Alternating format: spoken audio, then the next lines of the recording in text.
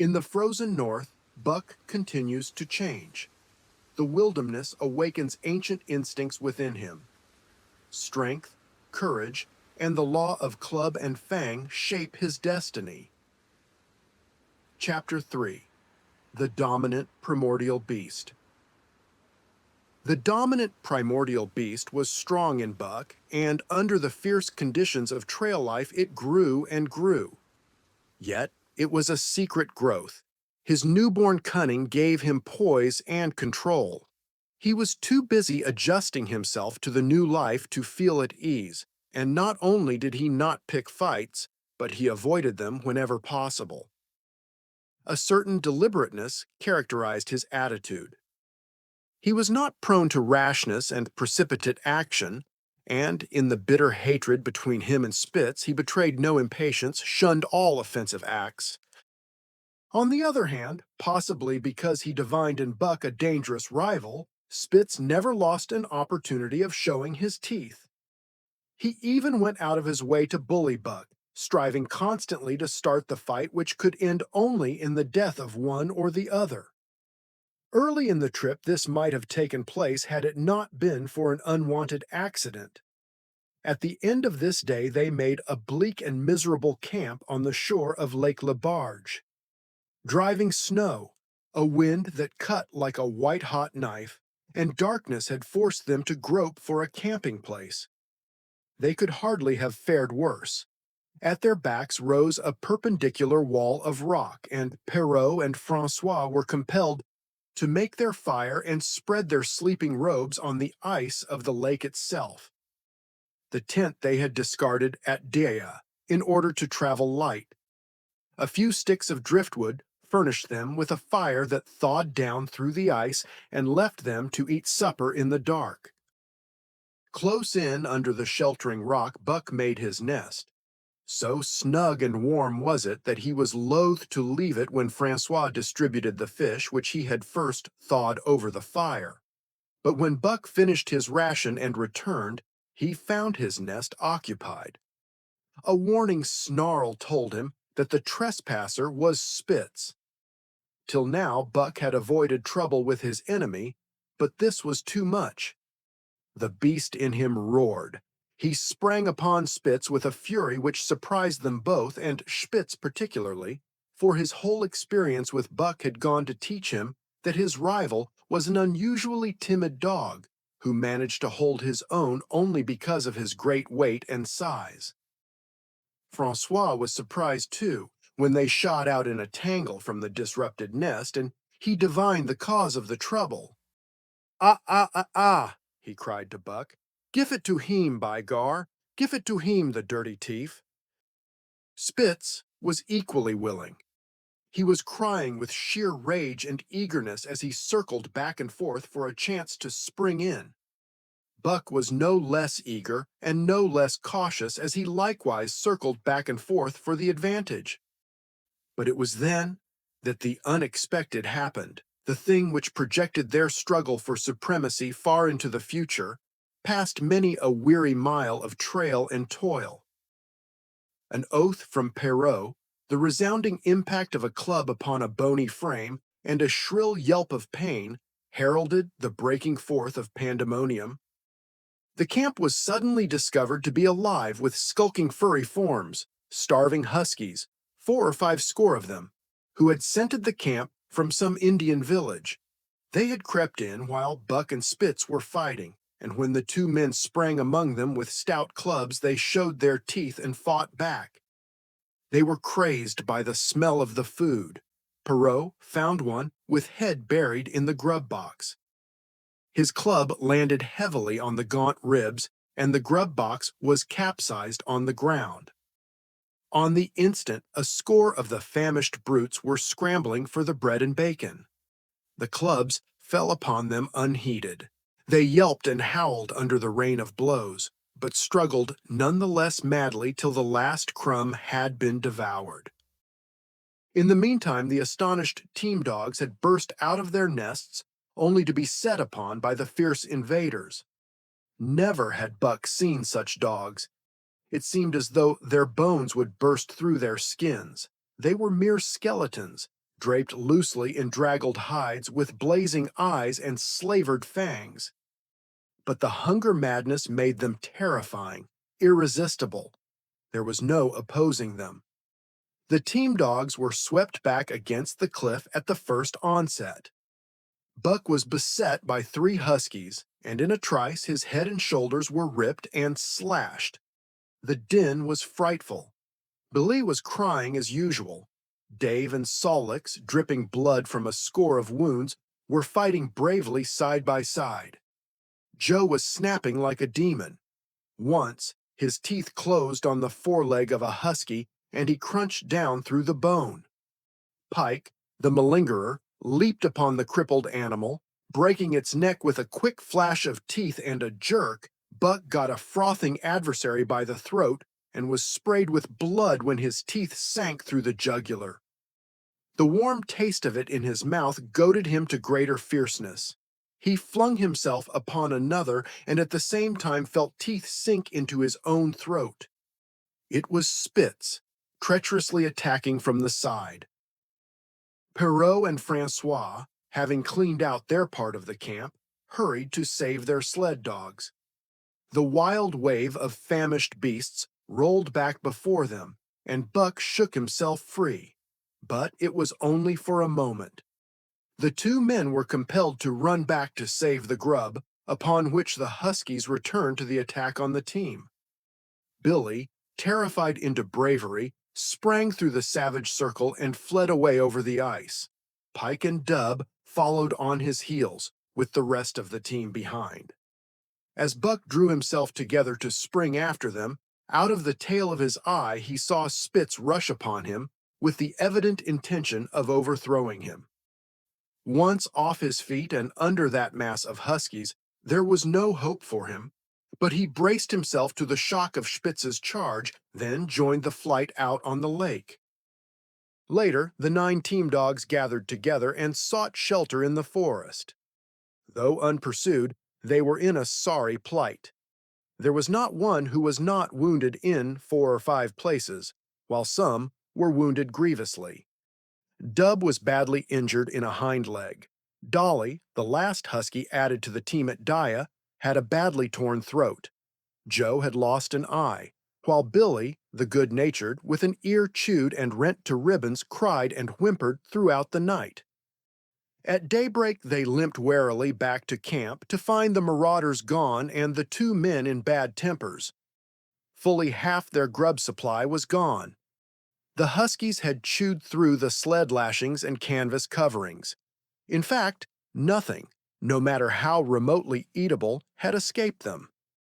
They had eaten a pair of Perrault's moose-hide moccasins, chunks out of the leather traces, and even 2 feet of lash from the end of Francois's whip.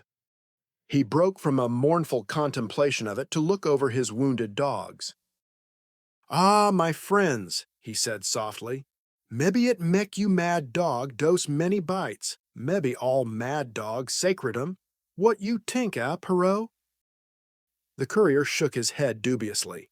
With 400 miles of trail still between him and Dawson, he could ill afford to have madness break out among his dogs. 2 hours of cursing and exertion got the harnesses into shape, and the wound-stiffened team was underway, struggling painfully over the hardest part of the trail they had yet encountered, and, for that matter, the hardest between them and Dawson. The 30-mile river was wide open. Its wild water defied the frost, and it was in the eddies only and in the quiet places that the ice held it all. 6 days of exhausting toil were required to cover those 30 terrible miles. And terrible they were, for every foot of them was accomplished at the risk of life to dog and man. A dozen times Perrault, nosing the way, broke through the ice bridges, being saved by the long pole he carried, which he so held that it fell each time across the hole made by his body. But a cold snap was on, the thermometer registering 50 below zero, and each time he broke through he was compelled for very life to build a fire and dry his garments. Nothing daunted him. It was because nothing daunted him that he had been chosen for government courier. He took all manner of risks, resolutely thrusting his little weazened face into the frost and struggling on from dim dawn to dark. He skirted the frowning shores on rim ice that bent and crackled underfoot and upon which they dared not halt. Once, the sled broke through, with Dave and Buck, and they were half frozen and all but drowned by the time they were dragged out. The usual fire was necessary to save them. They were coated solidly with ice, and the two men kept them on the run around the fire, sweating and thawing so close that they were singed by the flames. At another time, Spitz went through, dragging the whole team after him up to Buck, who strained backward with all his strength, his forepaws on the slippery edge and the ice quivering and snapping all around. But behind him was Dave, likewise straining backward, and behind the sled was Francois, pulling till his tendons cracked. Again, the rim ice broke away before and behind, and there was no escape except up the cliff. Perrault scaled it by a miracle, while Francois prayed for just that miracle. And with every thong and sled lashing and the last bit of harness rove into a long rope, the dogs were hoisted, one by one, to the cliff crest. Francois came up last, after the sled and load. Then came the search for a place to descend, which descent was ultimately made by the aid of the rope, and night found them back on the river with a quarter of a mile to the day's credit. By the time they made the Hootalinqua and good ice, Buck was played out. The rest of the dogs were in like condition, but Perrault, to make up lost time, pushed them late and early. The first day they covered 35 miles to the Big Salmon. The next day, 35 more to the Little Salmon. The third day, 40 miles, which brought them well up toward the Five Fingers. Buck's feet were not so compact and hard as the feet of the huskies. His had softened during the many generations since the day his last wild ancestor was tamed by a cave-dweller or riverman. All day long he limped in agony, and camp once made, lay down like a dead dog. Hungry as he would not move to receive his ration of fish, which Francois had to bring to him. Also, the dog driver rubbed Buck's feet for half an hour each night after supper, and sacrificed the tops of his own moccasins to make 4 moccasins for Buck. This was a great relief, and Buck caused even the weazened face of Perrault to twist itself into a grin one morning when Francois forgot the moccasins and Buck lay on his back, his 4 feet waving appealingly in the air, and refused to budge without them. Later, his feet grew hard to the trail and the worn-out footgear was thrown away. At the Pelly one morning, as they were harnessing up, Dolly, who had never been conspicuous for anything, went suddenly mad. She announced her condition by a long, heartbreaking wolf howl that sent every dog bristling with fear, then sprang straight for Buck. He had never seen a dog go mad, nor did he have any reason to fear madness, yet he knew that here was horror and fled away from it in a panic. Straight away he raced, with Dolly, panting and frothing, one leap behind, nor could she gain on him, so great was his terror, nor could he leave her, so great was her madness. He plunged through the wooded breast of the island, flew down to the lower end, crossed a back channel filled with rough ice to another island, gained a third island, curved back to the main river, and in desperation started to cross it. And all the time, though he did not look, he could hear her snarling just one leap behind. Francois called to him a quarter of a mile away, and he doubled back, still one leap ahead, gasping painfully for air, and putting all his faith in that Francois would save him. The dog driver held the axe poised in his hand, and as Buck shot past him, the axe crashed down upon Mad Dolly's head. Buck staggered over against the sled, exhausted, sobbing for breath, helpless. This was Spitz's opportunity. He sprang upon Buck, and twice his teeth sank into his unresisting foe and ripped and tore the flesh to the bone. Then Francois's lash descended, and Buck had the satisfaction of watching Spitz receive the worst whipping as yet administered to any of the teams. "One devil, dat Spitz," remarked Perrault. "Some damn day him kill dat Buck." "Dat Buck two devils," was Francois's rejoinder. "All de tam I watch dat Buck I know for sure. Listen, some damn fine day him get mad like hell and den him chew dat Spitz all up and spit him out on de snow. Sure, I know." It was inevitable that the clash for leadership should come. Buck wanted it. He wanted it because it was his nature, because he had been gripped tight by that nameless, incomprehensible pride of the trail, and trace that pride which holds dogs in the toil to the last gasp, which lures them to die joyfully in the harness and breaks their hearts if they are cut out of the harness. This was the pride of Dave as wheel dog, of Sollicks as he pulled with all his strength, the pride that laid hold of them at break of camp, transforming them from sour and sullen brutes into straining, eager, ambitious creatures, the pride that spurred them on all day and dropped them at pitch of camp at night, letting them fall back into gloomy unrest and uncontent. This was the pride that bore up Spitz and made him thrash the sled dogs who blundered and shirked in the traces or hid away at harness-up time in the morning. Likewise, it was this pride that made him fear Buck as a possible lead dog, and this was Buck's pride too. He openly threatened the other's leadership. He came between him and the shirks he should have punished, and he did it deliberately. One night there was a heavy snowfall, and in the morning Pike, the malingerer, did not appear. He was securely hidden in his nest under a foot of snow. Francois called him and sought him in vain. Spitz was wild with wrath.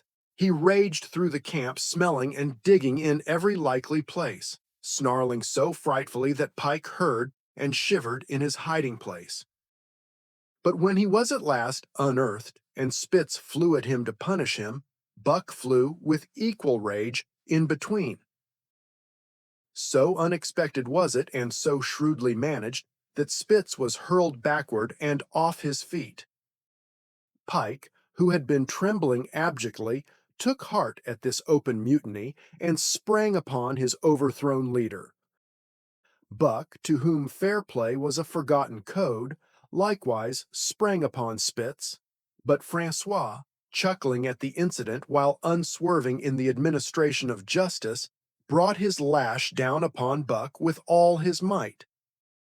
This failed to drive Buck from his prostrate rival, and the butt of the whip was brought into play. Half stunned by the blow, Buck was knocked backward and the lash laid upon him again and again, while Spitz soundly punished the many times offending Pike. In the days that followed, as Dawson grew closer and closer, Buck still continued to interfere between Spitz and the culprits, but he did it craftily when Francois was not around. With the covert mutiny of Buck, a general insubordination sprang up and increased. Dave and Sollicks were unaffected, but the rest of the team went from bad to worse. Things no longer went right. There was continual bickering and jangling. Trouble was always afoot, and at the bottom of it was Buck. He kept Francois busy, for the dog driver was in constant apprehension of the life and death struggle between the two, which he knew must take place sooner or later. And on more than one night, the sounds of quarreling and strife among the other dogs turned him out of his sleeping robe, fearful that Buck and Spitz were at it. But the opportunity did not present itself, and they pulled into Dawson one dreary afternoon with the great fight still to come. Here were many men and countless dogs, and Buck found them all at work. It seemed the ordained order of things that dogs should work. All day they swung up and down the main street in long teams, and in the night their jingling bells still went by. They hauled cabin logs and firewood, freighted up to the mines, and did all manner of work that horses did in the Santa Clara Valley. Here and there Buck met Southland dogs, but in the main they were the wild wolf husky breed. Every night regularly, at 9, at 12, at 3, they lifted a nocturnal song, a weird and eerie chant in which it was Buck's delight to join. With the aurora borealis flaming coldly overhead, or the stars leaping in the frost dance, and the land numb and frozen under its pall of snow, this song of the Huskies might have been the defiance of life, only it was pitched in minor key, with long-drawn wailings and half-sobs, and was more the pleading of life, the articulate travail of existence. It was an old song, old as the breed itself, one of the first songs of the younger world in a day when songs were sad. It was invested with the woe of unnumbered generations, this plaint by which Buck was so strangely stirred. When he moaned and sobbed, it was with the pain of living that was of old, the pain of his wild fathers, and the fear and mystery of the cold and dark that was to them fear and mystery. And that he should be stirred by it marked the completeness with which he harked back through the ages of fire and roof to the raw beginnings of life in the howling ages. 7 days from the time they pulled into Dawson, they dropped down the steep bank by the barracks to the Yukon Trail and pulled for Dyea and Saltwater. Perot was carrying dispatches, if anything more urgent than those he had brought in. Also, the travel pride had gripped him, and he purposed to make the record trip of the year. Several things favored him in this. The week's rest had recuperated the dogs and put them in thorough trim. The trail they had broken into the country was packed hard by later journeyers. And further, the police had arranged in 2 or 3 places deposits of grub for dog and man, and he was traveling light. They made 60 Mile, which is a 50-mile run, on the first day, and the second day saw them booming up the Yukon well on their way to Pelly. But such splendid running was achieved not without great trouble and vexation on the part of Francois. The insidious revolt led by Buck had destroyed the solidarity of the team. It no longer was as one dog leaping in the traces. The encouragement Buck gave the rebels led them into all kinds of petty misdemeanors. No more was Spitz a leader greatly to be feared. The old awe departed, and they grew equal to challenging his authority. Pike robbed him of half a fish one night and gulped it down under the protection of Buck. Another night, Dub and Joe fought Spitz and made him forego the punishment they deserved. And even Billy, the good-natured, was less good-natured, and whined not half so placatingly as in former days. Buck never came near Spitz without snarling and bristling menacingly. In fact, his conduct approached that of a bully, and he was given to swaggering up and down before Spitz's very nose. The breaking down of discipline likewise affected the dogs in their relations with one another. They quarreled and bickered more than ever among themselves till at times the camp was a howling bedlam. Dave and Solix alone were unaltered, though they were made irritable by the unending squabbling. Francois swore strange barbarous oaths and stamped the snow in futile rage and tore his hair. His lash was always singing among the dogs, but it was of small avail. Directly his back was turned, they were at it again. He backed up Spitz with his whip while Buck backed up the remainder of the team. Francois knew he was behind all the trouble, and Buck knew he knew, but Buck was too clever ever again to be caught red-handed. He worked faithfully in the harness, for the toil had become a delight to him, yet it was a greater delight slyly to precipitate a fight amongst his mates and tangle the traces. At the mouth of the Tahkeena, one night after supper, Dub turned up a snowshoe rabbit, blundered it, and missed. In a second, the whole team was in full cry. 100 yards away was a camp of the Northwest Police with 50 dogs huskies all, who joined the chase. The rabbit sped down the river, turned off into a small creek, up the frozen bed of which it held steadily. It ran lightly on the surface of the snow, while the dogs plowed through by main strength. Buck led the pack, 60 strong, around bend after bend, but he could not gain. He lay down low to the race, whining eagerly, his splendid body flashing forward leap by leap in the wan white moonlight, and leap by leap like some pale frost wraith, the snowshoe rabbit flashed on ahead. All that stirring of old instincts which at stated periods drives men out from the sounding cities to forest and plain to kill things by chemically propelled leaden pellets, the bloodlust, the joy to kill, all this was Buck's, only it was infinitely more intimate.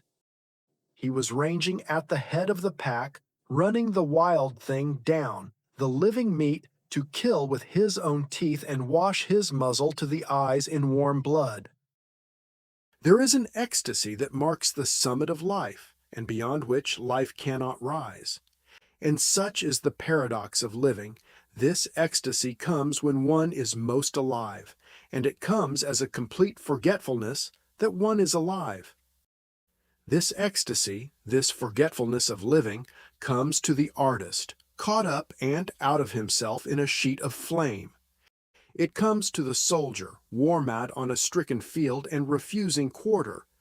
And it came to Buck, leading the pack, sounding the old wolf cry, straining after the food that was alive and that fled swiftly before him through the moonlight. He was sounding the deeps of his nature and of the parts of his nature that were deeper than he, going back into the womb of time.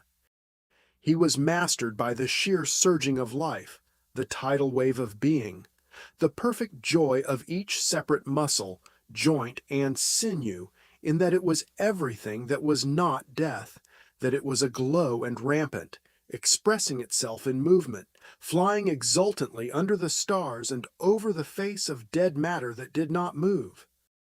But Spitz, cold and calculating even in his supreme moods, left the pack and cut across a narrow neck of land where the creek made a long bend around.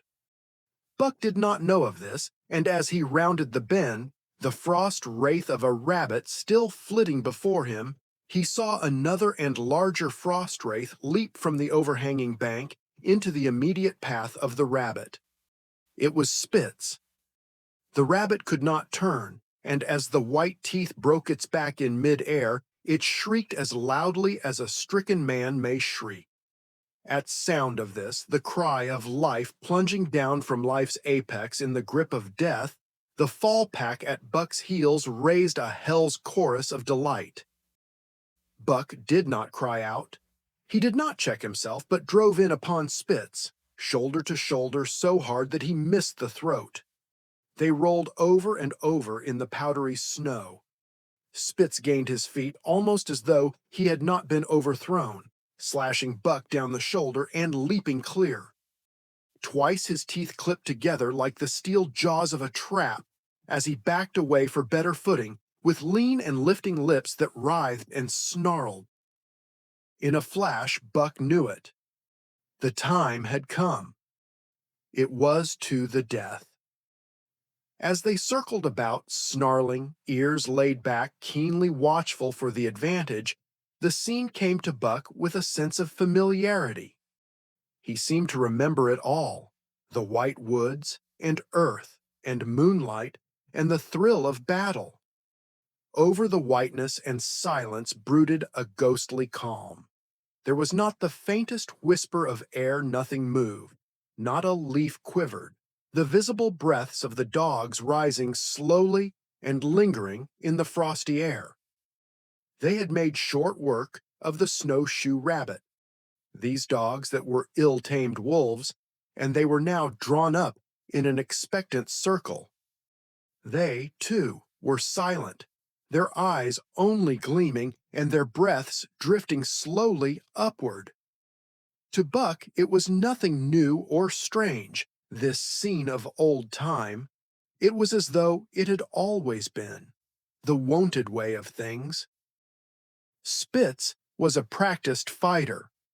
From Spitsbergen through the Arctic and across Canada and the Barrens, he had held his own with all manner of dogs and achieved to mastery over them.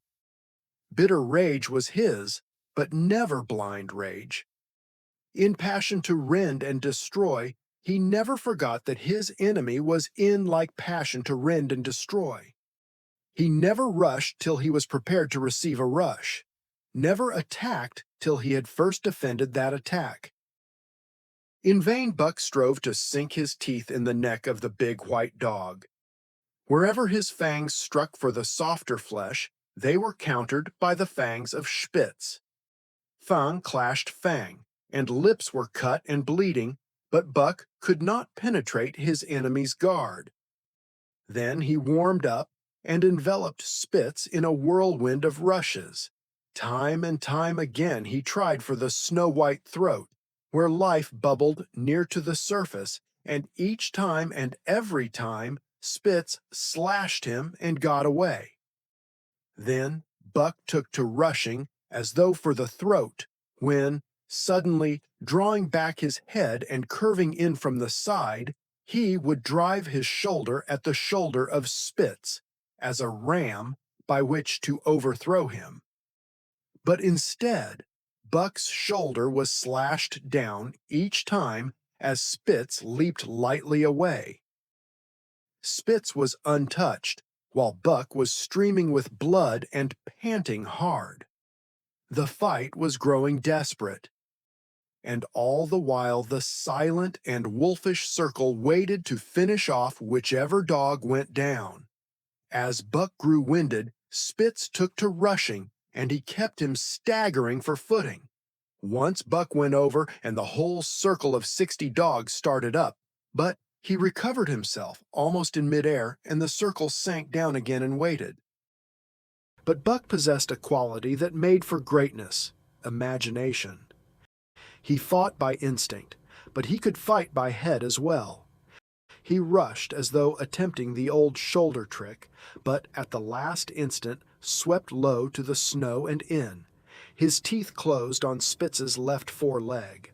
There was a crunch of breaking bone, and the white dog faced him on 3 legs. Thrice he tried to knock him over, then repeated the trick and broke the right foreleg.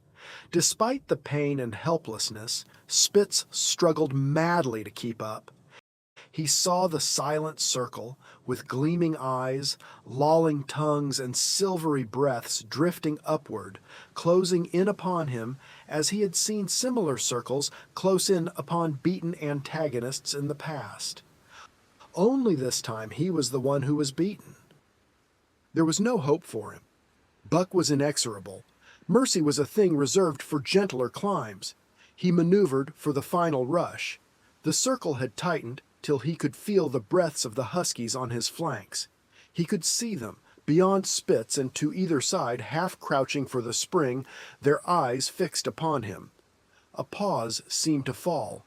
Every animal was motionless as though turned to stone. Only Spitz quivered and bristled as he staggered back and forth, snarling with horrible menace, as though to frighten off impending death. Then Buck sprang in and out, but while he was in, shoulder had at last squarely met shoulder. The dark circle became a dot on the moon-flooded snow as Spitz disappeared from view. Buck stood and looked on, the successful champion, the dominant primordial beast who had made his kill, and found it good. The journey continues in the next chapter. Thank you for listening to this chapter of The Call of the Wild by Jack London.